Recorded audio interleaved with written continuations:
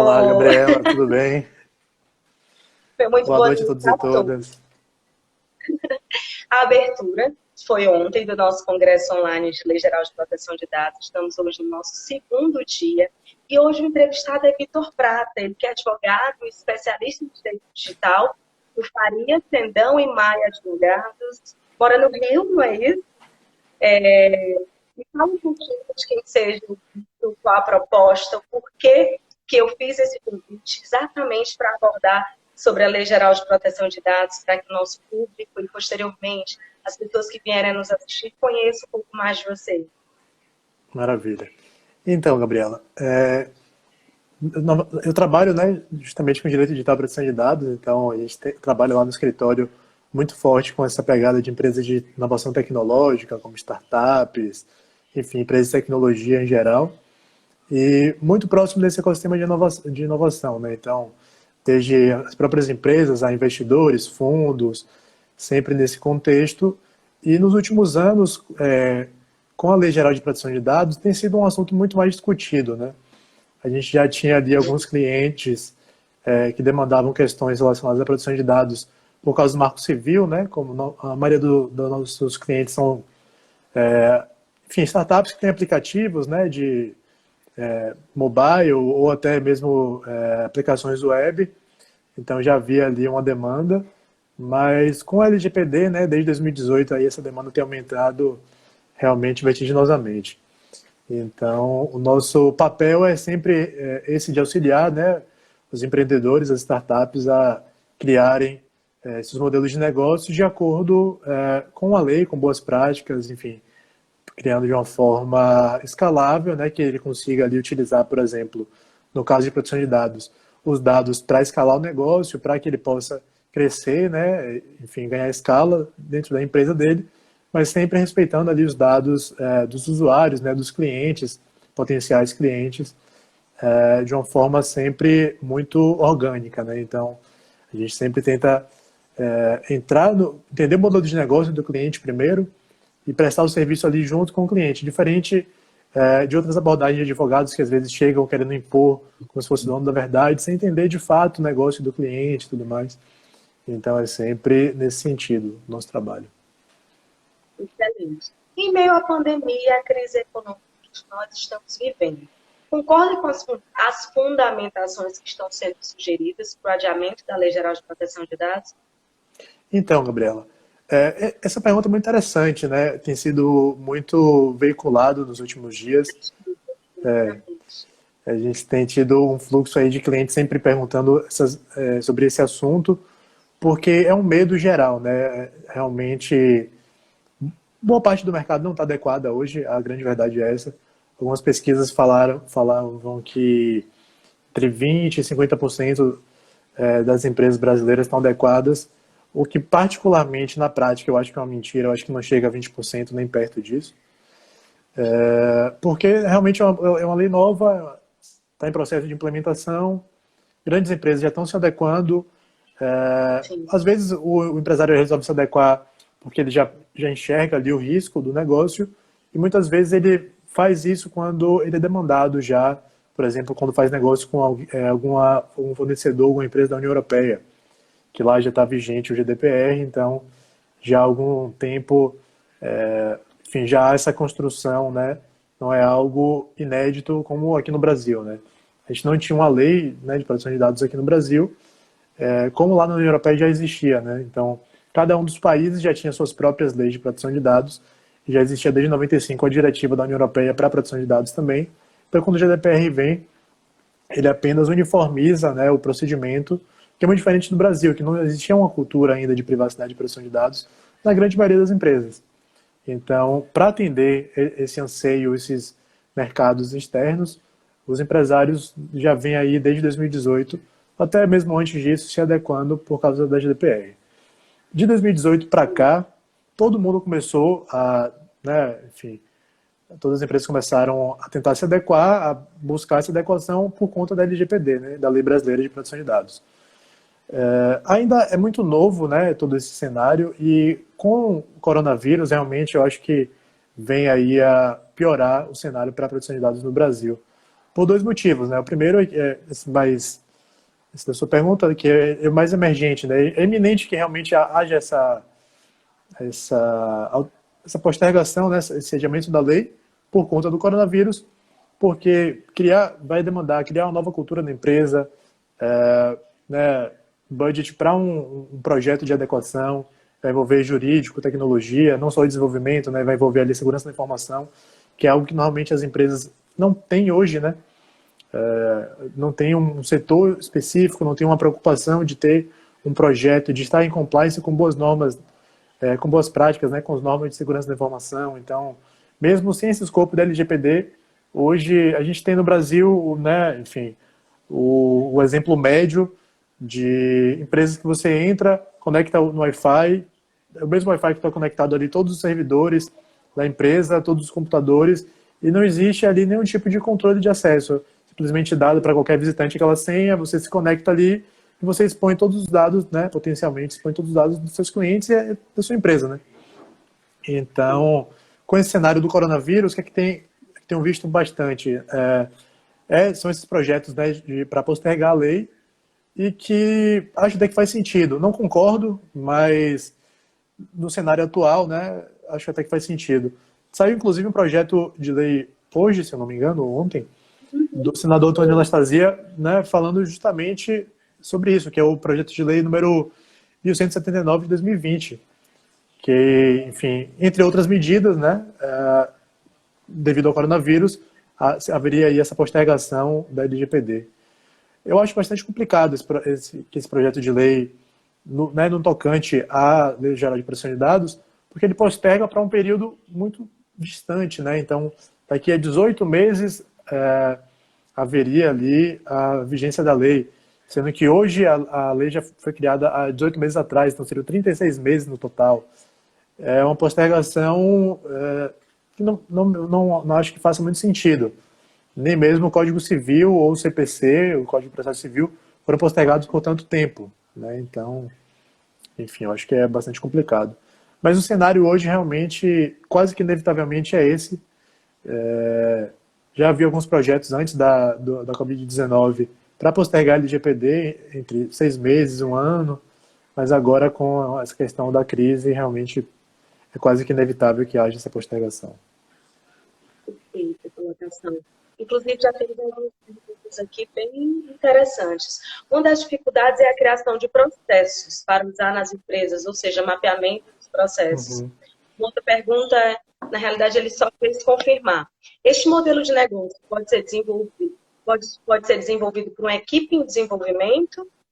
Uma outra pergunta. E criar uma aplicação específica para as empresas que puderem usar geral de processo. O problema é que não dá para criar. Eu vou deixar você responder. Tá bom. Então, o ideal é sempre que a gente tenha uma equipe que tenha jurídico e tenha tecnologia, né? Ciência, o pessoal enfim, ciência da computação, normalmente, mas especializado em segurança da informação. Então, profissional de SI, realmente, junto com o jurídico ali, para que a gente consiga, normalmente, construir um projeto completo. Só a gente pensar em adequação da lei, criar políticas, criar contratos, adequar os contratos, sem que haja aí um trabalho do TI para, de fato, adequar os sistemas da empresa, acaba que se perde, né? A coisa fica um pouco que sem efeito. Então, o ideal realmente é que haja essa dualidade aí, né? Uma equipe multidisciplinar para que juntos, né, enfim, consiga se implementar o projeto e ser realmente efetivo. Até porque não adianta simplesmente implementar o projeto hoje, né, ou enfim, daqui a 6 meses, e depois a empresa não dá seguimento a isso. Então, é a mesma coisa, mesmo processo do compliance. Então, é sempre um processo vivo. Tem sempre que haver aí uma renovação desse processo e, enfim, se não houver de fato alguém dentro da empresa ali, após a implementação, vai acabar caindo em desuso ou até mesmo ser um projeto ineficaz. Excelente. E quais os principais impactos contratuais com a vigência da Lei Geral de Proteção de Dados? Principalmente, seu nicho maior é para startups. Uhum. Como é que você enxerga essa praticidade? Uhum. Bom, quando a gente pensa, né, nos aspectos contratuais da LGPD, vai acabar normalmente, né, afetando quase que qualquer negócio. Então, todos os negócios que envolvem dados, não só empresas de tecnologia, até mesmo uma empresa, por exemplo, que armazene dados físicos. São poucas hoje, mas ainda existem algumas empresas que fazem esse tipo de serviço, por exemplo, de armazenamento de arquivos físicos para outras empresas. Né? Essa empresa também está sujeita à LGPD, porque a LGPD fala em armazenamento de dados, seja no meio digital, né? Ela fala em inclusive digital, ou também físico. Então, qualquer armazenamento de dados, seja um prontuário de paciente, seja o dado de um aplicativo de internet, seja dado de uma escola, por exemplo, que tem ali funcionários, tem ali estudantes, tem ali pais que precisam estar catalogados, toda a catalogação de dado pessoal, ou seja, de informação de pessoa física, né, que possa identificar ou permitir que identifique uma pessoa física, é aplicável essa lei. Então, vamos imaginar uma situação de uma agência de marketing, que, em princípio, acha que não é uma empresa de tecnologia, portanto, não estaria sujeita à LGPD. Bom, a agência de marketing, hoje em dia, ela basicamente, né, se utiliza provavelmente de marketing digital, se utiliza ali de ferramentas para qualificação de leads, se utiliza ali de redes sociais, enfim, desse tipo de mecanismo, que ali ela vai precisar necessariamente armazenar dados pessoais. Uma outra questão que normalmente também é um dado pessoal que as pessoas acabam, muitas vezes, por desconhecimento, esquecendo, deixando passar, é que telefone é dado pessoal, e-mail é dado pessoal, nome é dado pessoal. Então, mesmo que uma empresa, ela seja, por exemplo, uma empresa que faz o direcionamento de marketing através de correio, ela tem o seu endereço, o seu nome, então ela coletou dados pessoais seus, ela está sujeita também à LGPD.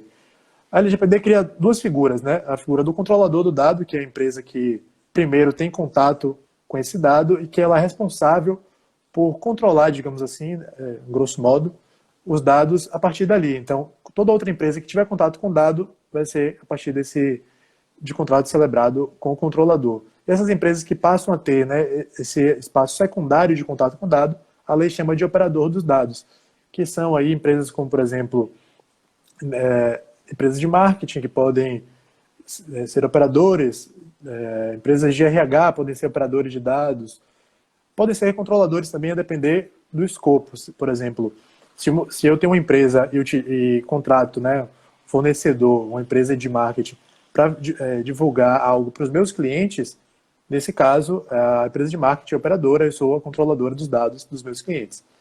Então, se eu contrato a empresa de RH para gerenciar a minha folha, eu sou o controlador dos dados, e aí a LGPD se aplica também aos funcionários, então, não só aos clientes, né, ou leads. Essa empresa de RH, ela passa a ser a operadora dos dados dos meus funcionários. Então, ela vai ter que celebrar comigo um contrato ali, em que ela garante a estabilidade, a confiança, a confidencialidade dos dados dos meus funcionários, ou, enfim, dos meus clientes, dos meus leads, em qualquer outra situação análoga. Excelente. Temos algumas outras perguntas. Primeiro, uma afirmação que um desenvolvedor de sistema tem que saber interpretar a linguagem jurídica e dos processos entre a ISO 27001 e 27002, em relação Vitor, a respeito de estruturas tradicionais, tais como as escolas e universidades, como é a necessidade de adequação à Lei Geral de Proteção de Dados? E outras pessoas confirmando aí que você manja muito. Parabenizando o seu trabalho. Bom, nós temos, né, vários negócios aí, como, por exemplo, escolas e universidades, nesse exemplo, que elas lidam basicamente com dados pessoais. Se a gente pensar no exemplo de universidade, ela vai ter que lidar com dados pessoais, necessariamente todos os alunos, todos os funcionários, todos os fornecedores que podem ser pessoas físicas. Então, por exemplo, uma escola em que tem 1000 alunos, ela pode vir a sofrer eventualmente um vazamento e pode vir a expor dados de 1000 alunos. Então, o risco dela é de 1000 alunos. Se ela tem ali mais 200 funcionários ou 100 funcionários, por exemplo, para atender os 1000 alunos, ela tem 1.100 pontos de risco, porque se os dados dos funcionários também forem vazados, podem representar aí também risco para essa escola. E aí, quando a gente pensa no escopo da LGPD, a LGPD cria algumas sanções para esse tipo de caso, né? Por exemplo, se houver o vazamento de dados, A empresa vai precisar comprovar que tomou todas as medidas para evitar o vazamento. O que são essas medidas? Que ela tem ali um programa de compliance que abrange a LGPD e que tem ali, esteja ali adequada à lei antes de que aconteça o vazamento. Após acontecer o vazamento, ela vai ter que tomar outras medidas, como notificação, etc. Mas o ideal é sempre que a gente consiga ali mitigar o dano. Então, uma empresa que está adequada à LGPD, que fez o processo de adequação ali com jurídico e TI, está tudo alinhado, ela, caso haja esse vazamento, ela vai responder de uma forma muito mais leve, muito mais branda do que uma empresa que não apresenta nenhum tipo de fiscalização, nenhum tipo de controle interno, né, dos processos internos para prestar aquele serviço. Então, enfim, esse é o escopo geral que nós temos hoje, né, da lei, que é aplicável também a esses outros negócios. Além né, desse exemplo da escola, a gente tem um exemplo que é muito comum e que é pouco falado, acaba sendo esquecido, que são os edifícios comerciais. Qualquer condomínio, né, comercial hoje, de escritórios, você normalmente vai lá, se identifica, ele coleta ali o seu dado pessoal de RG, muitas vezes tira uma foto sua, que é um dado pessoal sensível, coleta ali o seu RG, o seu CPF, o seu nome e fica ali com aquela base de dados. Nada garante, né, a nós, eu, você e qualquer outro ouvinte aí, que esse dado ele está sendo armazenado da forma correta, que ele não vai ser compartilhado com terceiros, que não vai ser utilizado para outra finalidade. Então, esse tipo de problema no Brasil, ele hoje já existe, né? Já, mesmo sem a LGPD, existem outras bases legais que a gente pode usar aí para justificar esse tipo de processo. Por exemplo, o Código de Defesa do Consumidor. Para empresas de internet, a gente tem o Marco Civil da Internet, que prevê também a proteção de dados, já desde 2014. O Código de Defesa do Consumidor ele fala sobre criação de cadastro de consumidor também, então, para as hipóteses em que a criação de cadastro de consumidor, como caso de universidade, haveria também já aí essa necessidade de proteção e de informar que houve o armazenamento daquele dado. Então, enfim, são algumas boas práticas que não são adotadas no Brasil hoje, sem a LGPD. A LGPD vem aí para trazer um enforcement, para trazer fiscalização, né, e multas específicas para esse tipo de violação, na expectativa de que mude o cenário e que, enfim, o empresariado passe a tratar, né, a privacidade dos usuários, dos seus funcionários, de uma forma mais rigorosa, né? Havendo essa postergação da lei, vai ficar mais difícil, né? Vai ficar mais tempo aí desprotegido, tanto as pessoas físicas que são funcionários, como clientes ou até potenciais clientes. Um exemplo, né, clássico aí de compartilhamento inadequado de dado pessoal é o call center, que a gente tem hoje diversos call centers que ficam ligando, oferecendo serviço que você nunca contratou, e normalmente eles não informam nada, eles só ligam e oferecem um serviço, mas, enfim, pelo menos eu, como estou um pouco mais em contato com isso, sempre pergunto, como você conseguiu meu dado? Não, consegui porque a empresa tal me passou. Eu falo, não, nunca contratei esse serviço. Se eu utilizo um provedor de telefonia, por exemplo, e nunca utilizei outro, não tem por que esse outro me ligar. Ela fala, não, porque a gente tem aqui uma base de e-mails, isso é violação de proteção de dados, né? A partir da LGPD vai poder ser judicializado, inclusive, esse tipo de prática, vai poder ser feito reporte à autoridade fiscalizadora para que, enfim, não venha acontecer esse tipo de coisa. Excelente. E pode afirmar efetivamente que a Lei Geral de Proteção de Dados trará mais segurança aos titulares dos dados? Bom, essa é uma pergunta complicada, na verdade, Gabriela. Sim, a expectativa é que sim, que a Lei Geral de Proteção de Dados traga, sim, mais proteção às pessoas físicas, mas, na verdade, hoje, né, o cenário, mesmo que não seja postergada, mesmo que ela entre em vigor já em agosto desse ano, que é a previsão, né, ali em 15 de agosto de 2020, as empresas vão estar realmente sem ter uma entidade reguladora, um órgão central para fiscalizar, inclusive para aconselhar. Há hoje muitas dúvidas sobre, por exemplo, algumas questões como direitos previstos na LGPD, como o direito à portabilidade. A lei traz na previsão legal do direito à portabilidade dos dados, ou seja, as empresas terão que ter sistemas comunicáveis e interoperáveis, em que, por exemplo, análogo ao que os bancos já fazem hoje, principalmente bancos digitais, e portabilidade de telefonia. Você vai poder, por exemplo, utilizar uma aplicação de internet, por exemplo, que utilize ali um serviço de mobilidade urbana, como Uber, Cabify, etc., e migrar para o concorrente, e vai ter que haver a portabilidade dos dados sem você precisar fazer um novo cadastro no concorrente. A lei prevê esse direito, mas não prevê como isso vai ser feito. E aí a lei cria também a Autoridade Nacional de Proteção de Dados, que é esse órgão regulador, só que esse órgão ainda não foi efetivamente criado. Então, até que ele seja criado, não se tem, né, notícia de como vai ser feita essa portabilidade. Uma outra questão que depende também totalmente da autoridade nacional, desse órgão regulador, é a transferência internacional de dados. A expectativa é de que há lá a previsão da LGPD e de que esse órgão regulamente esse tipo de questão, mas a gente não sabe hoje como é que vai poder se dar uma transferência de dados do Brasil, por exemplo, para os Estados Unidos, para a Argentina, enfim, qualquer outro país, porque não há ali uma regulamentação específica desse tema ainda. Então, eu acho que sim, que a LGPD vai mudar o cenário, mas se a LGPD não vier com autoridade reguladora, com a NPD forte e com poder de fiscalização, pode acabar se tornando inexequível a lei e aí acabar ficando até ineficaz, a depender do cenário. Porque é muito... Se a NPD terá cargo jurídico ou apenas técnico, se não caberia ao TCU, tudo isso, e outras acima, se o DPO de uma empresa for mandado embora e chantagear a empresa, qual seria o procedimento? Outras pessoas parabenizando a interdisciplinaridade, está trazendo vários exemplos diferenciados. E muitas dessas empresas tradicionais utilizam os meios físicos de armazenamento. Como mostrar a importância disso na Lei Geral de Proteção de Dados? Se uma empresa for pequena, ligar a terceirizar o DPO, o controlador, será que dentro da própria empresa? São muitas perguntas boas. Dá para contextualizar, não só a resposta. Vamos tentar contextualizar em uma resposta só, então. Bom, começando pela essa questão dos dados físicos, né? Muitas empresas, de fato, têm ainda armazenamento de dados físicos e tem algumas empresas até, enfim, já me deparei com um tipo de situação de cliente que tinha os dados digitais e guardava cópias físicas daqueles dados, o que não há nenhuma obrigação, né, a rigor legal para esse tipo de prática, mas tem empresas que fazem, né, ainda isso no Brasil.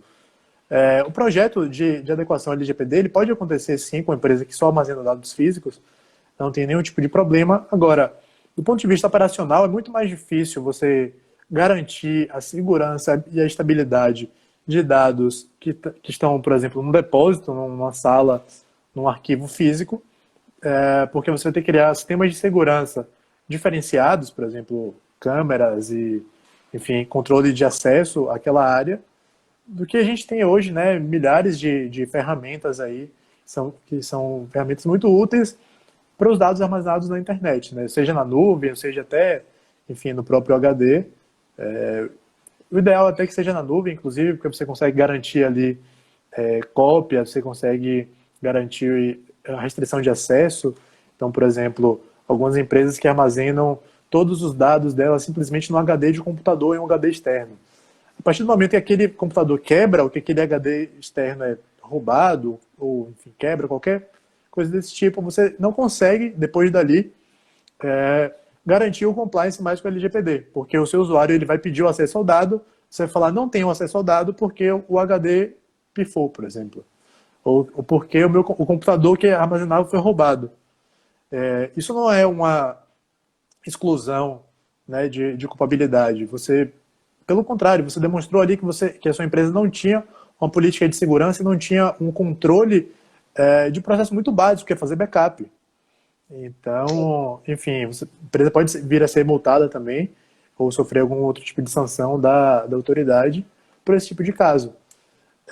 Quanto à outra questão que foi suscitada, a gente tem um cenário ainda de POs que, enfim, eu acho um pouco complicado nesse cenário aí, porque ele seria punível, né, pela via penal, normalmente, independente de ser de PO ou não, por fazer essa extorsão, né, seria punível por crime de extorsão.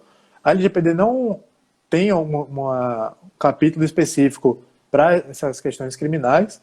Isso aí seria aplicável realmente o Código Penal, tranquilamente, seguir o rito penal.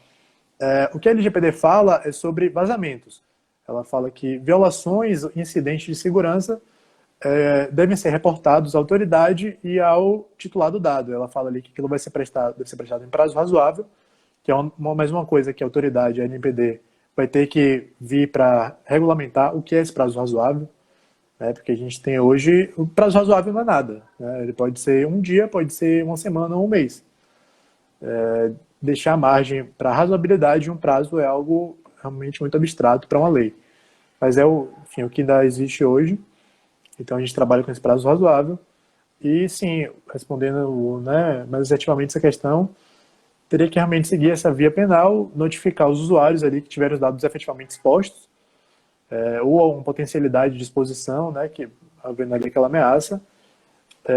Mas não conheço ainda nenhum caso, pelo menos, desse tipo de prática. É possível, realmente, conhecendo o Brasil, os brasileiros, que isso venha acontecer aí, mas, enfim, acho que não é, pelo menos, algo iminente, né? Algo pode vir a acontecer, mas é uma hipótese mais remota.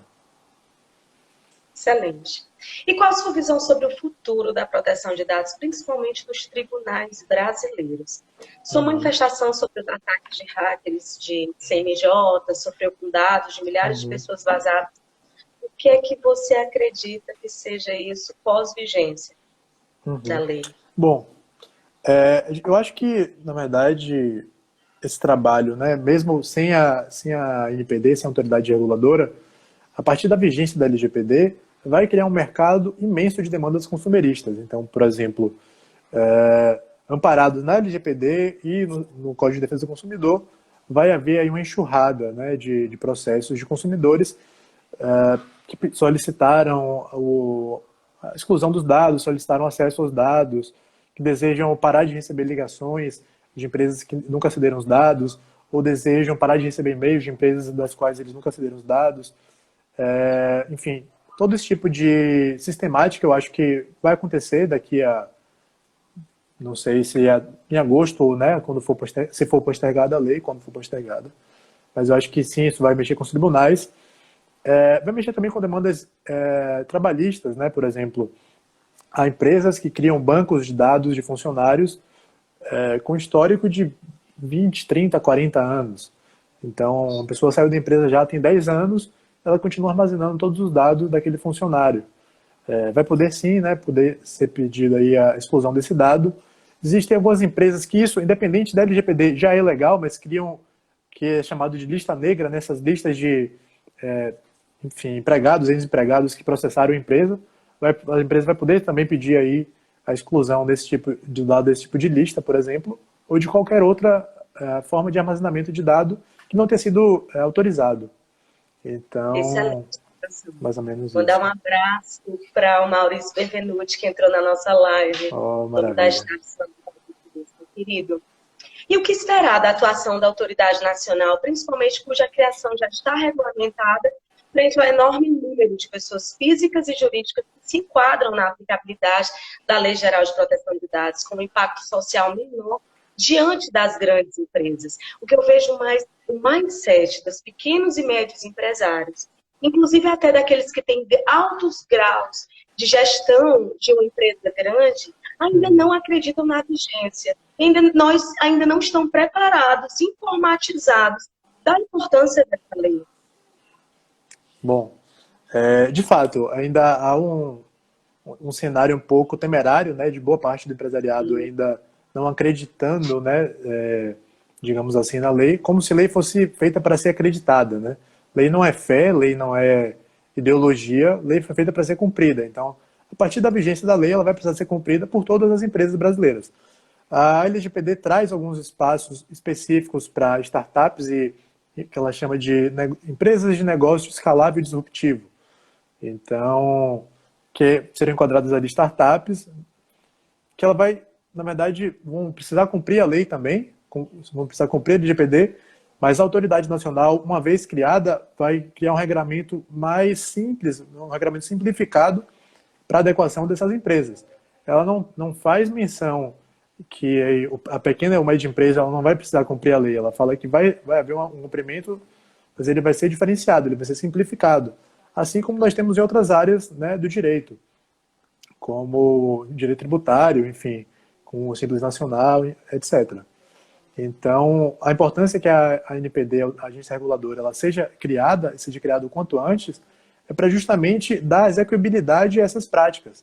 Ela vai precisar regulamentar muitas coisas, ela vai precisar fazer a fiscalização, ela vai precisar multar quando precisar multar, e ela vai precisar, sobretudo, dar um norte para os empresários para que eles possam saber qual caminho seguir. Então, enquanto nós não tivermos esse órgão regulador, não vamos ter exatamente um caminho a seguir. O caminho está sendo construído por boas práticas, aí tem aí as ISO 27001, 27002, tem a ISO mais nova, que é 27701.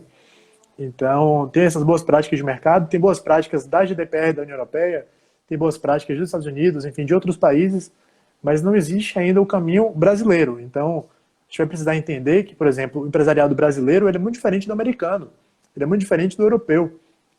Então, não adianta a gente simplesmente criar ou ter essa expectativa de que seja criado um fluxo que é impossível, né, de ser aplicado aqui na prática para o Brasil. Então, mais ou menos esse caminho.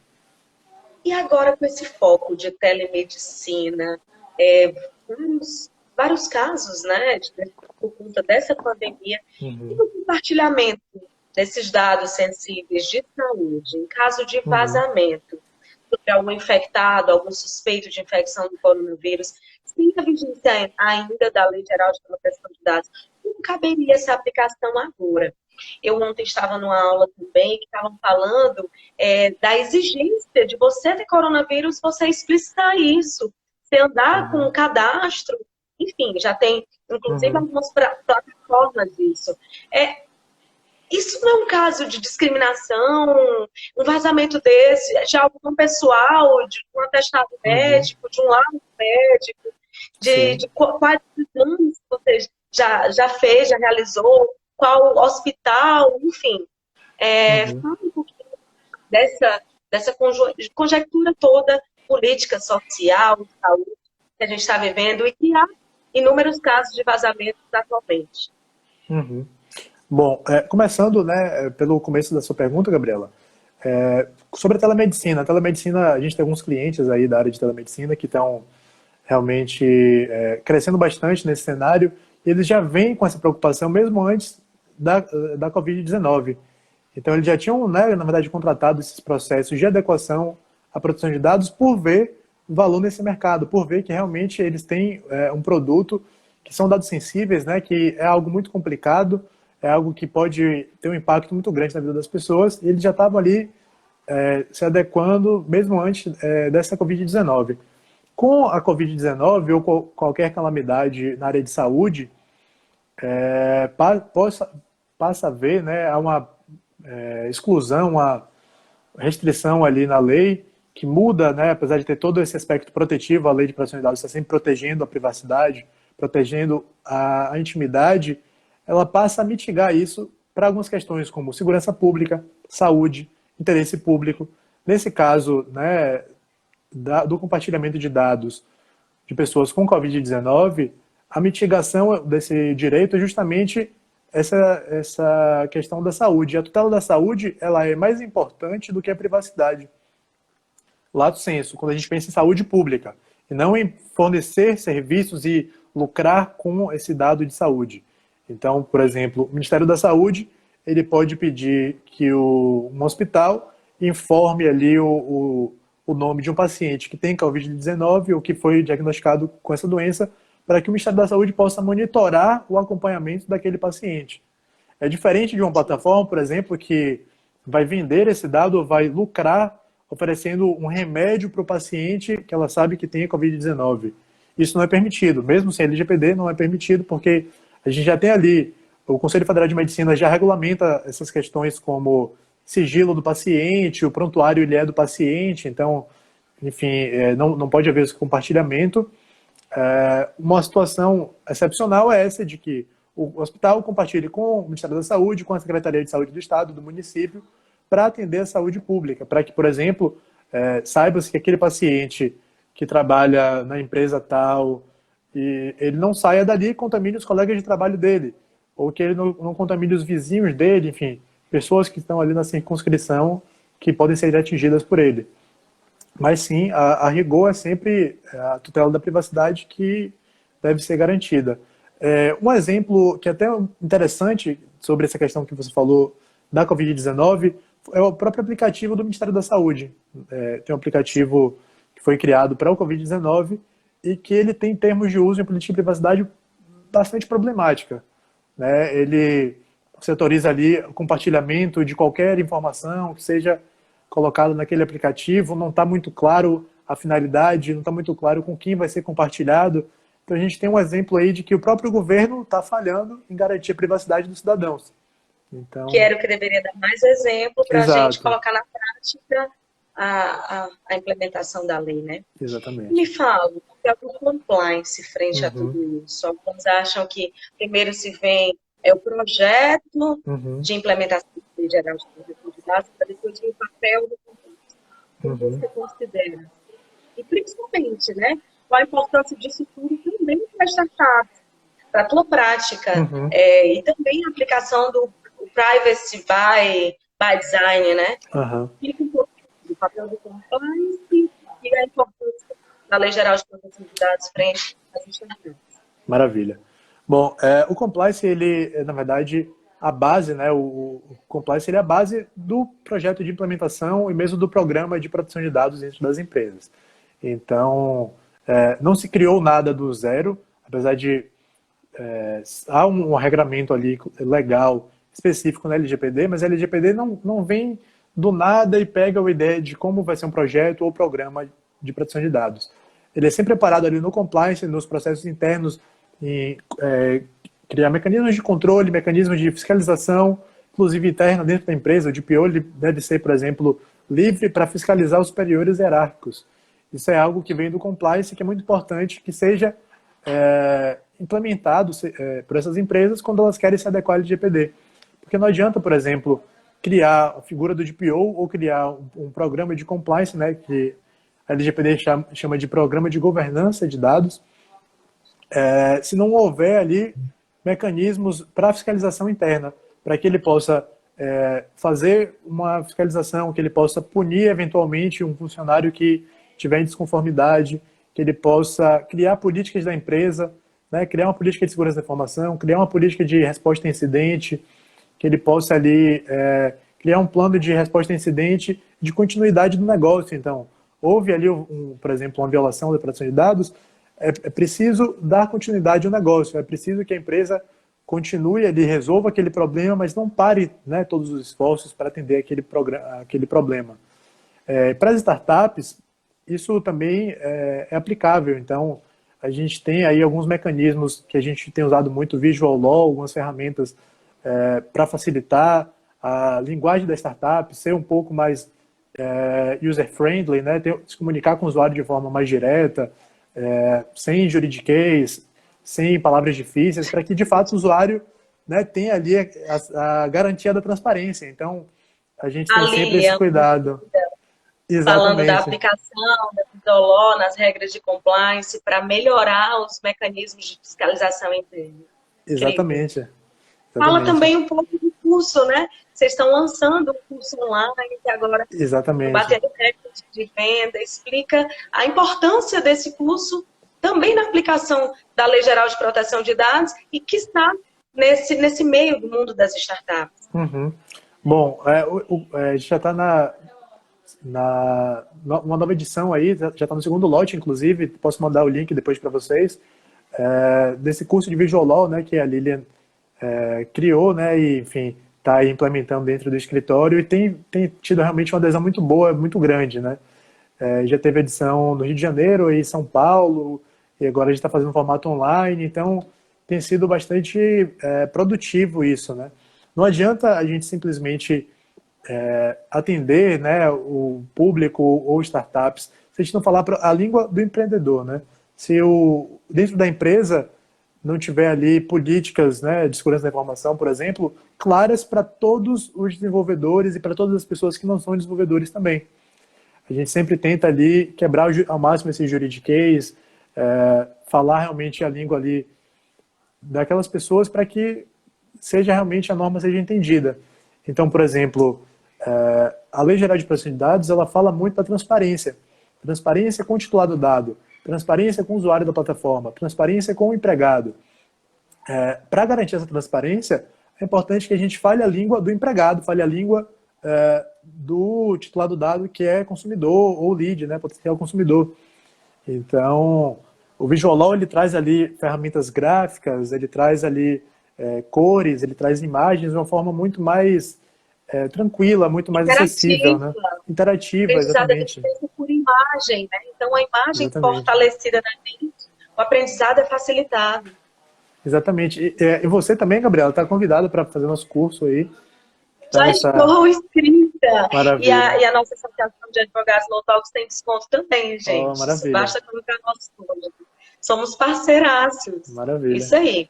Então... Tem algumas perguntas interessantes também aqui. Quando indagamos a questão de segurança jurídica, sobretudo, logo pensamos no PJI. É uma das.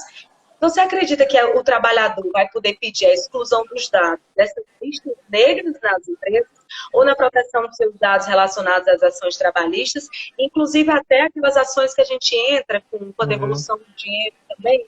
Sim. É bem complicado na venda de carro, né? Sim. Professores pesquisadores com os artigos inéditos, algumas instituições não acreditam, não confiam da utilização na nuvem, são algumas colocações do nosso público. E diante do cenário, o país se encontra, poderíamos aplicar estes novos conceitos frente aos exageros da dispensa das licitações? Isso aí. São perguntas realmente muito boas e muito abrangentes. Boas, o pessoal não tem nada, isso é bom, gente. Então quer dizer que o nosso público, os nossos seguidores estão antenados e estão querendo mais da gente. Isso é maravilhoso. Maravilha. E, inclusive, no Congresso vão ter vários professores fantásticos aí que vão falar e vão poder também sanar outras dúvidas e dar posicionamentos diferentes, inclusive, do que a gente está trazendo aqui hoje.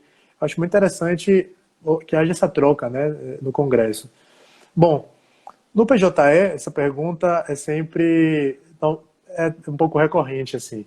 A gente tem um cenário, né, hoje de vários tribunais com vários sistemas, inclusive alguns tribunais com diferentes sistemas, o que é um absurdo, né, do ponto de vista de interoperabilidade de sistemas, mas isso ainda acontece. O fato de o empregado ou ex-empregado poder pedir a exclusão de um dado à empresa não quer dizer que ele vai poder pedir a exclusão de um processo judicial. Ele não vai poder pedir ao PJE que apague o processo trabalhista dele de forma alguma, porque a própria LGPD tem uma exceção ali que é de cumprimento de obrigação legal. Para cumprir uma obrigação legal de tornar o processo público, vai ser mitigada a privacidade nesse aspecto. Ele vai poder pedir a exclusão do dado do formulário da empresa, que a empresa apague o dado dele, não que o PJE, né, exclua o dado daquele indivíduo. O que ele vai poder pedir, baseado também na LGPD, é que empresas de indexação, como por exemplo Google, como por exemplo Jus Brasil, Escavador, excluam os processos relacionados àquela pessoa física. Por exemplo, um provedor desse, um indexador como esses, ele tem um processo armazenado sobre mim, por exemplo, eu vou poder chegar lá e pedir a exclusão daquele dado pessoal meu, com base na LGPD. Mas não vai ser possível pedir, por exemplo, que, enfim, o Tribunal de Justiça, o STJ, o STF, apague um processo meu porque eu estou alegando violação da privacidade. Isso é importante da gente ter em mente. Outra questão sobre essas listas negras, né, de empregados, sim, o empregado vai poder pedir a exclusão, e mesmo hoje, sem LGPD, já existem mecanismos previstos na legislação trabalhista para pedir essa exclusão também. A LGPD ela vai criar um mecanismo próprio para isso. Então, ela vai criar um mecanismo que a empresa vai ser multada se não a pagar, ela vai poder vai criar um mecanismo que a empresa vai receber uma advertência primeiro, depois vai receber eventualmente uma multa, ela pode ficar com a base de dados bloqueada, né, durante aquele período, ela vai, né, poder haver a publicização dessa infração. Então, por exemplo, se ela se negar a excluir aquilo, ela vai poder realmente ser prejudicada não só com a multa, né, com outras sanções legais que podem ser mais gravosas que a multa. Por exemplo, vamos imaginar uma hipótese em que haja publicização desse fato, né, da ideia de que a empresa, guarda essa lista e que, ela se negou a garantir, né, o direito do titular de exclusão. Então, isso pode trazer um marketing negativo para a empresa muito grande, né? Então, enfim, além dessas questões, né, ela pode vir a perder, por exemplo, clientes por isso, ela pode ter contratos rescindidos com base nisso, né? Ela violou ali boa-fé, violou parâmetros legais, né, que são objetivos. Então, esse tipo de situação realmente vai ser muito complicado, mas vai acontecer bastante. Excelente, Vitor. E, além da coleta massiva de dados, a tecnologia está sendo largamente utilizada para fiscalizar esses avanços da doença e identificar pacientes infectados. Como se precaver? Isso também contando a esse vazamento compartilhado dos dados sensíveis agora nesse período coronavírus. Bom, é muito complicado se precaver. Talvez, assim, o primeiro conselho mais objetivo que eu possa dar sobre esse assunto é: não se inscrevam em qualquer site, em qualquer aplicativo que diz ser atendimento para o coronavírus, que diz dar dicas sobre como agir com o coronavírus, que diz identificar casos de coronavírus. Não coloque os seus dados pessoais em qualquer aplicativo, isso na vida. Isso também agora, em época de corona. Você coloca nome, CPF, Exato. Tem várias mensagens das pessoas. Eu coloco, você quer verídico? É isso. Não coloque. Em primeiro lugar, você tem que verificar a procedência daquele site, verificar o interesse, e se de fato vai ver o interesse para você de ter aquela informação. Porque tem acontecido aí diversos golpes, e outros até que nem são golpes, mas são empresas que vão utilizar indevidamente seus dados para outras finalidades, ou para direcionar propaganda, ou para vender um perfil de cliente, ou para, enfim, coisas desse tipo. E outras são realmente golpes, vão ser pessoas que vão criar cartões de créditos em nome, né, enfim, desse usuário que estava ali meio que inexperiente e colocou ali o CPF dele. Você tem que sempre se perguntar por que ele está pedindo aquela informação. Né? Se a empresa ela pede o seu nome, seu e-mail, tudo bem. Mas por que ela quer o seu CPF? Você tem que sempre se perguntar para esse tipo de situação. Por que ele está pedindo ali dados bancários seus? Você não está contratando nada, não tem por que ela está pedindo ali o seu dado bancário. Então é bom sempre verificar, e aí tem algumas agências de notícias já que estão veiculando essas questões de fake news, e principalmente fake news relacionadas à Covid, porque tem aí diversos casos de golpes, de empresas se aproveitando para ter uma base de dados, de empresas querendo enriquecer, que não tem nada a ver com a Covid, mas que estão ali pegando aquele mote para, enfim, prestar esse serviço não solicitado ou para aplicar esses golpes. Vitor, várias pessoas parabenizando a excelente aula, os grandes esclarecimentos. Eu fico muito grata com tudo isso. Primeiro que eu sempre dou uma estudada, passo umas perguntas voltadas para a área de atuação, mas você superou minhas expectativas mesmo e de todo o público que assistiu. E eu espero que aqueles que também venham nos assistir passa um conselho para os advogados, aqueles que desejam atuar nessa área, aqueles que ainda não estão descrentes da importância dessa lei, como poder se influenciar, poder se inspirar na sua carreira de sucesso também. Então, eu agradeço realmente os elogios, os comentários, Gabriela, e todos os ouvintes aí que estão participando com a gente. E, sim, qual é a dica que a gente pode dar hoje para os advogados, né? Acho que a primeira tem uma fala da Fabiane, uma amiga advogada dessa área, que ela sempre fala que LGPD não é gripe. Então, LGPD não é o que vai... você não vai discutir se vai pegar ou não. Não. A LGPD vai ser cumprida e vocês precisam sim acreditar que isso vai ser cumprido. Pode ser em agosto, pode ser daqui a 1 ano, ou 1 ano e meio. Mas em algum momento a lei vai entrar em vigor e vai ser aplicável.